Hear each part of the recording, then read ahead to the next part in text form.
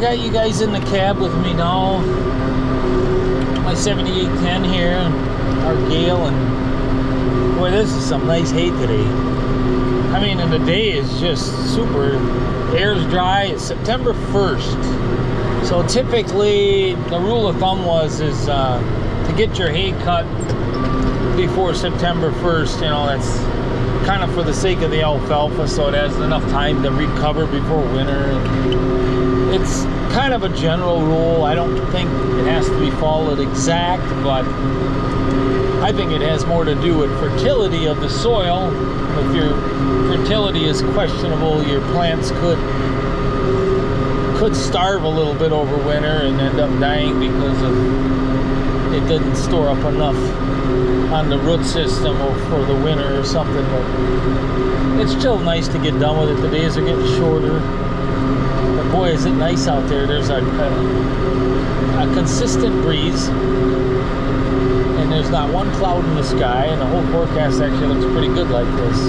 Kind of a given. June was crazy and raining every day and all that, and I figured all of a sudden we're going to get the fall and there's going to be 2-3 weeks of this kind of weather. So we're putting on an inoculant. It's a Silage product. That's kind of the brand name, I guess. Stuff is supposed to get put on like less than a half pound per ton, like 0.2 pound per ton. I mean, that's not very much for a ton of haylage. Each one of these boxes, I guess I'm going to take a guess, or 4 ton maybe 5 if the feed is wet. You know, that's a guess.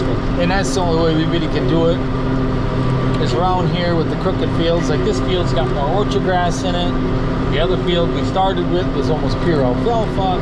Location of the fields, moisture, all that stuff can make a difference. So the rule of thumb is, if it's a little on the drier side, you want to put it on a little more, like a half pound. If it's wetter, you know, you don't need as much, because the moisture, it helps with the fermenting. Even like when you're feeding it out, I missed a little. Grab it. It's a 7-foot head on that Gehl, but you know, just kind of maneuvering the windrow, you want to grab it all, because turning around again for a little scrap here and there is ridiculous. But yeah, things are clipping along really well, almost too good. You'd think for all the maintenance and all the preventative we do, you'd think we had it coming, that things are going to go good from time to time. We got a dual on this 7810, just on the outside. Gives us a lot of support. I know there was kind of questions about that, why we only have the one on. Because the one on the pickup side, on the right side, would be driving on the windrow more. Even though we probably could widen the chopper enough, that one dual makes a world of difference. Keeps everything from sliding. You don't cut up your field so bad. There you are. It's out there out of my way. So we're chopping just about 6 miles an hour. We're taking 20-foot pass with the cutter.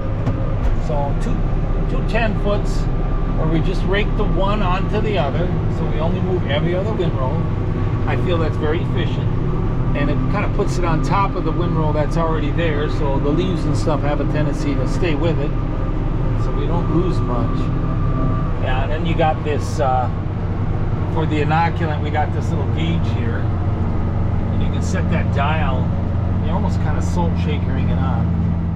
Yeah, we got 11 acres there to do. I think we might finish today. I don't know, because it's really going good. It's drying fast, and when it's drying fast, you don't want it too dry. I mean, I guess I would prefer it to be drier as long as it can keep and ferment. But I believe there's a lot more water in this stuff than a person realizes, even though you see the dust flying. The only thing about that is the wind takes a few of the goodies. You know, some of the fine stuff is the good stuff. You know, the heavy stems aren't as high in protein. But you just don't know. Just gotta kind of take what it gives you. Yeah, so this dual, the only time I really gotta be careful is when I'm on the outside edge, like along a fence, and so you don't end up driving something over. But once you get that back cut off, which is the outside edge, it's There, he must have 3 of them right together here, the way that thing's working. So Mason was pretty good about the raking. He realizes that to concentrate those short rows a little bit more, so we're not turning around all the time with this big long machine. That's the efficiency. Turn the rake around real quick, no problem. Except we got these spots where it balls it up a little bit. We got to be careful we don't end up plugging our chopper.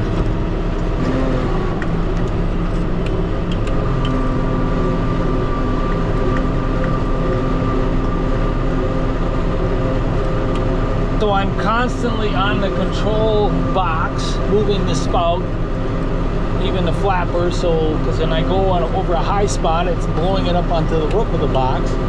You go through a low spot, it's blowing it right into those augers on the box.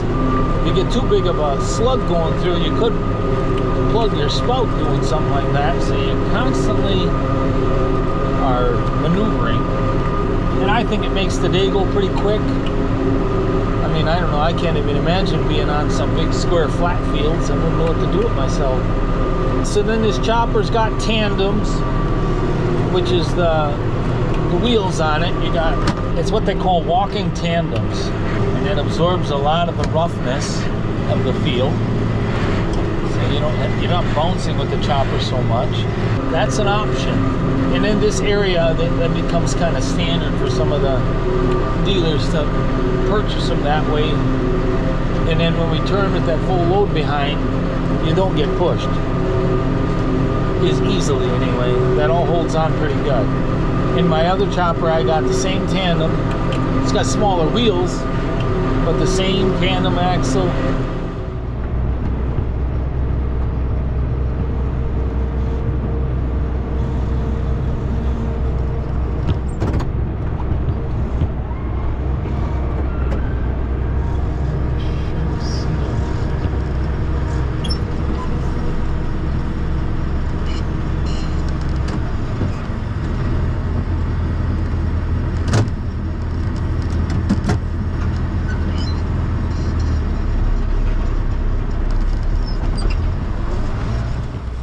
The eagle.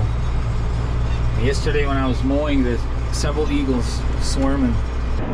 They're looking for the mice that are kicked out of the hayfield as we're mowing. And kind of neat to see them though. I mean, they'll be sitting up on the trees on the side, and you see them dive in. Sometimes they dive right in front of the tractor and grab like some hay with whatever rodent, there's a mouse, or I know some years there'd be a lot of rabbits.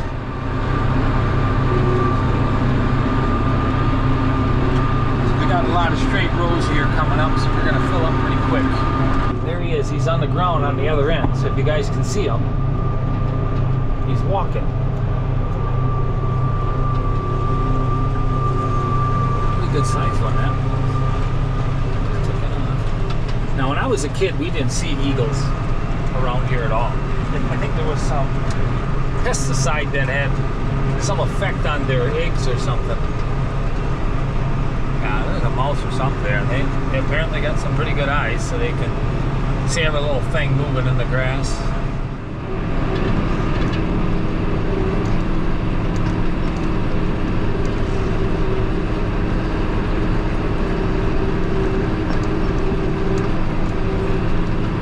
And then someone asked what that liquid was on the back of the baler. It's just a liquid form of inoculant. It's not a chemical. It's actually an acid to prevent mold, and we don't use it on everything, just a little on the edges and places like that. It's just to prevent mold in the hay, and it's not harmful to the livestock as long as it's put on within the label. I mean, I think there's a lot of different type of products out there that are used for preservatives, but they're expensive. Everything like that's expensive. The best thing you can have is the right type of weather conditions, so you don't have to use those products, and that's more of our concern. But you don't want mold in your feed. There's 2 of them. They know there's something hiding in these windrows. I think they're just waiting for them to pop out.